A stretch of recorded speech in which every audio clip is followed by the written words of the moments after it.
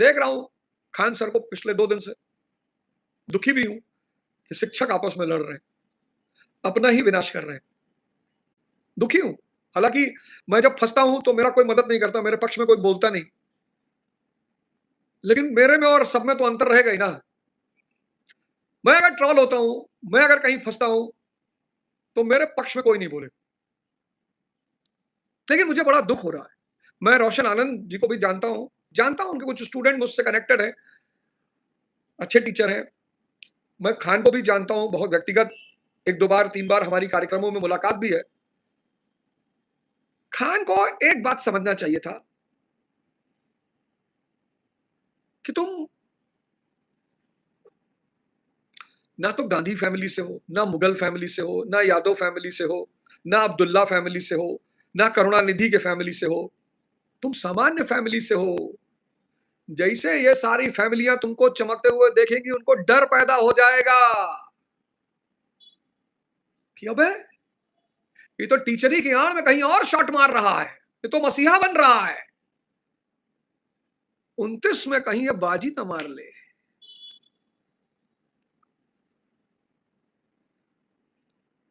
मुझे जब कैसरगंज से टिकट मिलने की बात उठी उठी जब चर्चा चली कि अवध ओझा को सांसद का टिकट मिल रहा है कैसरगंज से, तो बड़ी अजीब अजीब घटनाएं घटी। पत्रकार मेरे गांव पहुंच गए, बड़े सारे पत्रकार मेरे गांव पहुंच गए।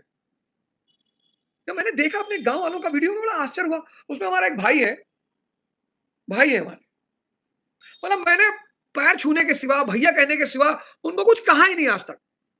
वो मेरे बारे में उल्टा सीधा बोल रहे थे। वो मेरे भतीजे और भाई।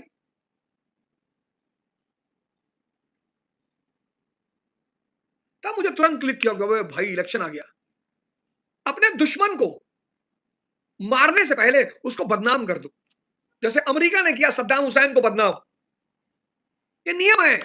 जैसे रजिया सुल्तान को बदनाम किया गया, अबे इसका तो हफ्सी से अफेयर चल रहा है। भाई अंजना दीदी ने ऐसे ही थोड़ी कहा था। अंजना दीदी कह रही है, अंजना दीदी कोई मामूली स्त्री नहीं है, आज तक पे है। अंजना दीदी कह रही है, अंजना दीदी कह रही है, तो अंजना दीदी को कहीं ना कहीं से इंस्ट्रक्शन जरूर मिला है। अंजना दीदी खुद से क्यों कहेंगी? जब बाली ने सुग्रीव को मारा पटक पटक कर, जब बाली ने सुग्रीव को मारा पटक पटक कर, बाली भाग के आए तो रामचंद्र जी से कहे कि भैया हम तो मर जाते, तुम क्या कर रहे थे? कहे यार तुम दोनों भाई की शक्ल एक जैसी, मैं कंफ्यूज हो गया। भगवान ने कहा फिर से जाओ। सुग्रीव ने कहा बाहर में जाए, दोबारा जाए, मार डालेगा। अरे बोले कोई बात नहीं, हम तुम्हारा दर्द बस सब दूर कर दे, तुम जाओ। तो भगवान ने सुग्रीव के शरीर पे हाथ फेरा, कहा जाओ, तुमको एक माला पहना रहा है, जाओ, कोई दिक्कत नहीं, जाओ, हम देख लेंगे, जाओ। तो सुग्रीव जब दोबारा पहुंचा बाली को ललकारने के लिए, तो जो बाली की पत्नी है तारा, उसने बाली को समझाया, कहा अभी मार के भेजो, अभी। ये दोबारा इसकी औकात है, दोबारा कैसे आ गया? पर जब नाश मनुष्य पे छाता है, पहले विवेक मर जाता है। मेरे कई शिक्षक मित्रों ने मुझे मैसेज किया, ओझा सर आप भी कुछ बोलिए। मैंने कहा तुम लोग बोल लिए ना, हमको थोड़े कह रही है, जिसको कह रही है वो बोले। समझना है, ये कोचिंग वोचिंग का मामला नहीं है। एक सामान्य परिवार का व्यक्ति बड़े बड़े सपने देख रहा है, और उसके वो सपने, वो पुराने जो भूपति हैं, पुराने मठाधीश हैं, वो डिकोड कर रहे हैं, वो समझ रहे हैं कि कहां जा रहा है। खान की स्थिति मीर कासिम की हो गई। पकड़ लिया अंग्रेजों ने कि बेटा तुम्हारा जो महत्वाकांक्षा, तुम्हारी जो सपना है, वो हमको समझ में आ रहा है बेटा। हालांकि मेरी हार्दिक इच्छा है इस देश में जब भी कोई सामान्य परिवार का व्यक्ति उभरने की कोशिश करेगा, उसको दबा दिया जाएगा, और बहुत बुरी तरह।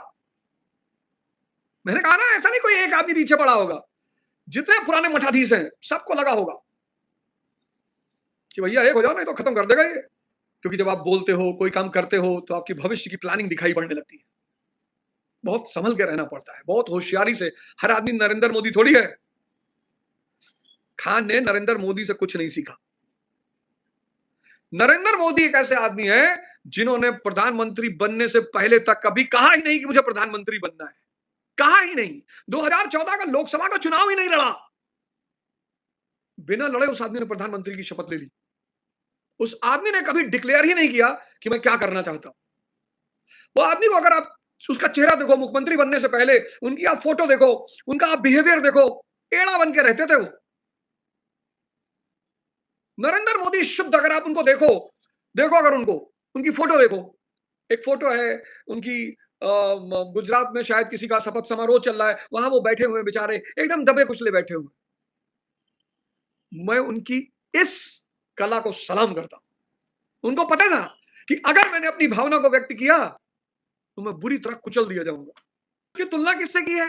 अब मन का नेचर देखो, मन को बुराई सुनने में बड़ा मजा आता है। मन का जो असली भोजन है, जैसे रामचरितमानस घर में पढ़ने लगो, बहुत लोगों को नींद आ जाएगी। और जैसे तुमने कहा कि वो मनकापुर वाले फूफा जो है बहुत दुष्ट है, बड़ी वाली मौसी के लिए गिफ्ट उफ्ट भेजते रहते, चार पांच लोग तुरंत एक्टिव हो गए। हाँ हाँ हाँ, क्या करे थे? बुराई जो है वो तुरंत व्यक्ति को जिंदा कर देती, तुरंत। तुलसीदास जी ने यही, इसी खल, मन की प्रवृत्ति, ये जो दुष्टों की बात कर रहे हैं वो सिर्फ बाहर के दुष्टों की बात नहीं कर रहे हैं, मन की प्रवृत्ति की भी बात कर रहे हैं। बुराई करो, रात भर जागते रहोगे। 5 लोग बुराई करने बैठ जाओ, रात भर जागते रहोगे, नींद ही नहीं आएगी, इतनी ताकत है बुराई में। और सत्संग करो, राम की बात करो, कृष्ण की बात करो, हजरत ईसा की बात करो, हजरत मोहम्मद की बात करो, 5 मिनट में सो जाओगे।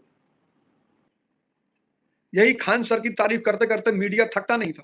आज उस खान सर को फैजल खान बना दिया। और खान को यह बात, खान का दुश्मन कोई थोड़ी है, खान की दुश्मन उसकी योग्यता है।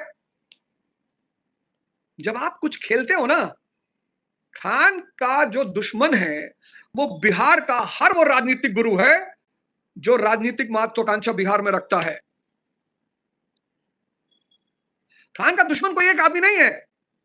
जितने लोग राजनीतिक महत्वाकांक्षा बिहार में रखते हैं वो सब खान के दुश्मन है। खान मुसलमान तो मुसलमान उसे वोट दे ही देगा, फिर शिक्षक गैर मुसलमान भी उससे जुड़ गए, फिर सामाजिक कार्य, अस्पताल बनवा रहा है। तो जो पुराने मठाधीश बैठे हैं उनको दिखाई पड़ रहा है कि ये सब क्या कर रहे हो यार, ये सब क्यों कर रहे हो। जैसे खान ने वही काम किया जो मीर कासिम ने किया था। मीर कासिम ने मुंगेर में तोप खाना खोला, तो जैसे ही मीर कासिम ने मुंगेर में तोप खाना खोला, तुरंत अंग्रेजों ने मीर कासिम से कहा कि कासिम, उन्होंने कहा जी सर, ये तोप खाना क्यों खोल रहे हो बेटा?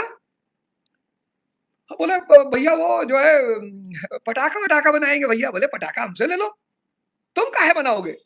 क्योंकि अंग्रेजों को दिखाई पड़ गया कि ये अपने आप को ताकतवर बना रहा है, और अगर ये ताकतवर बन गया तो लड़ेगा किससे? हम ही से। इससे पहले कि ये ताकतवर बने, इसको खत्म कर दो।